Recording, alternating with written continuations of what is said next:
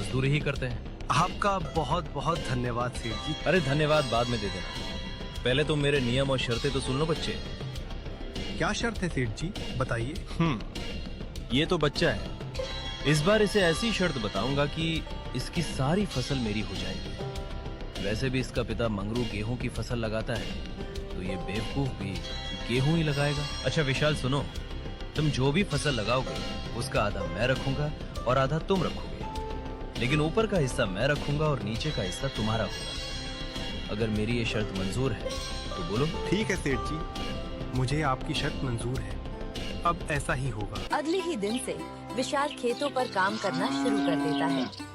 विशाल ने गेहूं के बदले गाजर की फसल लगाई।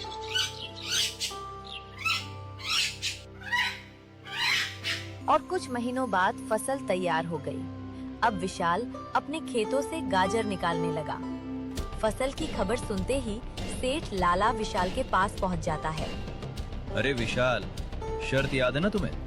आधा मेरा और आधी फसल तुम्हारा। सेठ जी, मुझे सब कुछ अच्छे से याद है। आधा आपका और आधी फसल मेरी।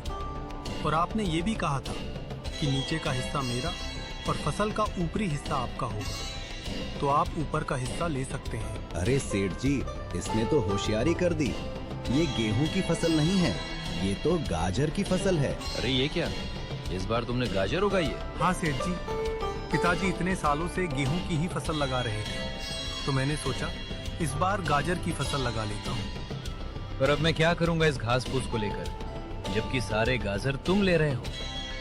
यह आपकी ही शर्त है सेठ जी, आपने ही बताई थी, और अब आप अपनी ही शर्त मानने को तैयार नहीं है। मैं कुछ नहीं जानता सेठ जी, आप अपना हिस्सा ले जाइए। इस तरह विशाल ने होशियारी दिखाते हुए चालाक और निकम्मे सेठ को मुंह तोड़ जवाब दिया। वो सारे गाजर लेकर घर चला गया और घास फूस सेठ के हिस्से में छोड़ गया। वहीं दूसरी ओर सेठ का मुंह फटा का फटा रह गया। अरे मालिक, पूरे गांव में आज तक किसी ने आपके सामने तो क्या, पीछे भी होशियारी करने की हिम्मत नहीं की, और ये विशाल का बच्चा आपको इतनी आसानी से बेवकूफ बना गया। अरे वो बच्चा मुझे क्या बेवकूफ बनाएगा?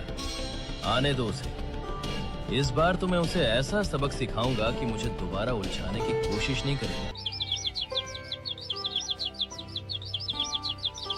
कुछ दिन के बाद विशाल दोबारा सेठ के घर आता है। कैसे हो सेठ जी? कहो बच्चे, इस बार क्या चाहिए तुम्हें? आपकी जमीन वापस ठेके पर चाहिए सेठ जी। तो मेरी इस बार की भी शर्त सुन लो बच्चे, इस बार तेरी कोई चालाकी नहीं चलेगी। इस बार सेठ जी चलो, अब मैं चलता हूँ, मुझे अब फसल उगाने की तैयारी करनी है। लालची सेठ की बातें मानकर विशाल वहाँ से चला जाता है। विशाल फिर से खेती की तैयारी में लग जाता है और इस बार वो केले की फसल लगाता है। इस बार खेत में कौन सी फसल लगाई है बेटा? पिताजी, इस बार मैंने केले की खेती की है, फसल काफी अच्छी हुई है। इस बार भी मुनाफा अच्छा होगा पिताजी। बहुत अच्छी बात है बेटा, तुम ऐसे ही मेहनत करते रहो। मेहनत और समझदारी साथ हो तो कोई भी चालाकी ज्यादा दिन नहीं चलती। कुछ दिनों बाद चालाक सेठ और चमन दोनों दोबारा विशाल के पास आने लगे। सेठ जी, इस बार विशाल का दिमाग चकरा जाएगा। इस बार आपने बहुत ही बढ़िया शर्त रखी है, फसल का ऊपर का हिस्सा भी आपका और फसल का नीचे का हिस्सा भी आपका। बिल्कुल सही कहा चमन, इस बार मैंने अपने दिमाग का अच्छे से इस्तेमाल किया है। ऐसा तीर छोड़ा है जिससे उस बच्चे विशाल के लिए बचना बहुत मुश्किल है। अब देखता हूँ इस बार वो विशाल का बच्चा कैसे बचता है। इस तरह दोनों बातें करते हुए खेत के पास पहुंच जाते हैं और जैसे ही वे खेत पर पहुंचते हैं। सेठ जी, ये विशाल तो आपकी सोच का भी बाप निकला। जरा देखिए, इस बार कौन सी फसल लगाई है? अरे ये क्या, ये तो केले की फसल है। अब बताओ भला, ऊपर का और नीचे का हिस्सा मेरा होगा और बीच का हिस्सा उस विशाल के बच्चे का होगा। मतलब मेरे हिस्से में इस बार भी घास फूसी आएगी। मैं इस बार भी बेवकूफ बन गया। मान गए इस किसान के बच्चे के दिमाग को। अरे आइए आइए सेठ जी, कैसे हो आप? वैसे आप दोनों क्या चर्चा कर रहे हो, जरा मुझे भी बताइए। अच्छा बच्चू, उल्टा चोर कोतवाल को डांटे। तुमने मुझे इस बार भी बेवकूफ बना दिया। मैं भला आपको क्या बेवकूफ बनाऊंगा सेठ जी? आप तो पूरे गांव को बेवकूफ बनाते हो। देखिए सेठ जी, इस बार मैंने केले की फसल लगाई है और आपकी शर्त के मुताबिक फसल का ऊपर और नीचे का हिस्सा आपका होगा और बीच का हिस्सा मेरा। अबे ओए किसान के बच्चे, सेठ जी को ज्यादा होशियारी दिखाने की हिम्मत मत करना। बेईमानी और धोखाधड़ी में वो सबके बाप हैं बाप। ये खेत भी हमारा है और फसल भी हमारी है। अरे ओए चमन, चिल्लाने की जरूरत नहीं है। शायद ये हमारी ही करनी का फल है।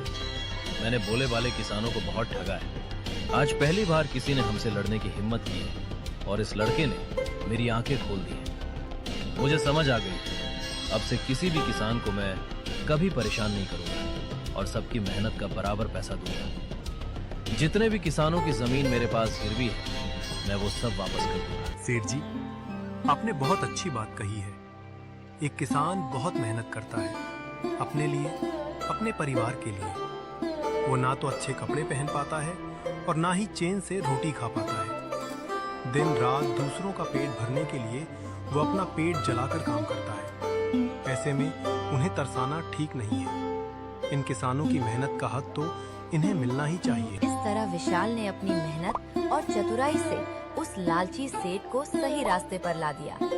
उसके बाद सेठ ने जिन लोगों की जमीन ली थी, वो सबकी जमीन और पैसे वापस कर दिए।